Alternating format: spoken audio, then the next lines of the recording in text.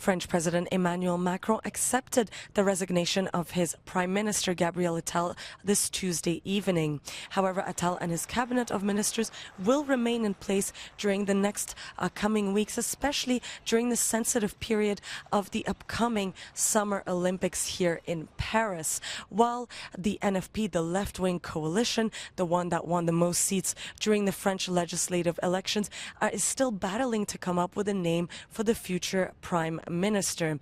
And France is really going into quite an unprecedented period known as a resigning government, and that means that it cannot be toppled by a no-confidence vote from the rest of the MPs in the French National Assembly. That's the lower house of the parliament.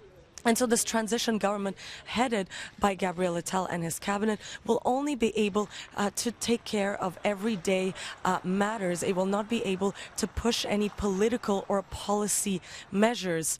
And this could be okay for a couple of days or maybe a few weeks, but it could really pose a democratic issue if this takes longer than a couple of months, especially considering how complicated the negotiations have been to come up with a name for France's future Prime Minister. The NFP, the left-wing coalition, is composed of different parties, like, for example, the hard-left France Unbowed Party, the Socialists, the Communists, and the Greens, and they really have been squabbling to nominate someone. On Monday evening, the Socialists, the Greens, and the Communists came up with a name from the civil society.